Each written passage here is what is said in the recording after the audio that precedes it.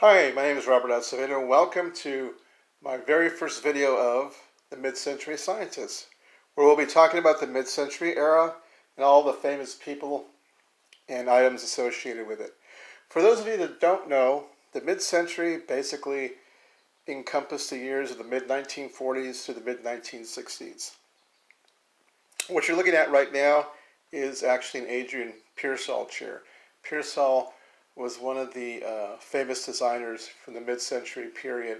The chair you're looking at right now is one of his chairs called a high wingback chair. It's covered in sort of a orange tweed fabric that was popular at that time.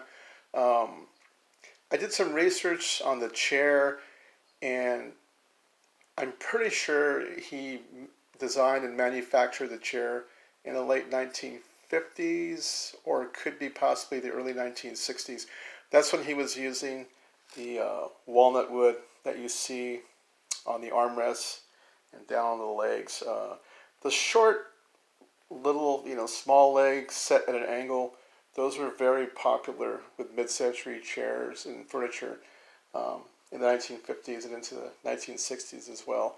Got my little microscope over there, but anyway, I'm kind of deviating from the script that I prepared because this is our very first video, so hopefully there won't be any audio disturbances. Right now we're being lucky, but I chose to start with Pearsall for a couple of reasons. One was because I really like his work, and the other is because I actually got this chair for free, which was really like almost finding antique treasure, buried treasure or something. One night I was on my way we were on our way to the movies, my fiance and we were passing through a neighborhood, and there was a guy that was putting this chair out on the curb, just giving it away. So we made a quick U-turn, we came back, we talked to him, just made sure that he was giving it away. He said he was. He had just inherited the house from his mom who had just passed away, and he really wasn't that concerned about the chair, surprisingly. Later on, I did some research. I learned about Pearsall, the designer, who actually started off as an architect and formed a company called Craft Associates in the 50s to produce a chair. But anyway, I found out that the chair is really valuable, and I've seen it listed for over $5,000. So we're really lucky that night, and that's happened to me with some other items too that I'm going to discuss on some later videos. But anyway, we were really lucky that night. The chair is really great. It's very comfortable, but it's also like sitting on a piece of art. I'm going to walk over just to the side. There's a little picture of Adrian Pearsall, right there, so you can see him. And sorry if my hand is moving a little bit, but there he is right there next to his ship, which I don't think he designed, but he very well, could have probably designed the ship as well. But I'm going to give you just a back view of the chair, and you can see how it almost has like a butterfly shape to it. So anyway, I'm coming back, moving around the chair.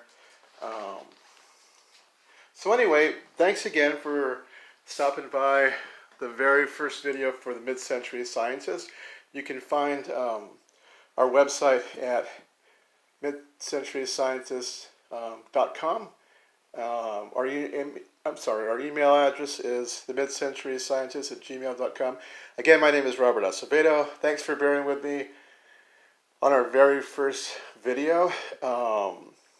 Next up, if you join us next week, I'll be doing a feature on who I like to call, and my paper was in the way there, the king and queen of mid-century design, Charles and Ray Eames. So until next time, keep your eyes open for your first or possibly next mid-century find. Take care.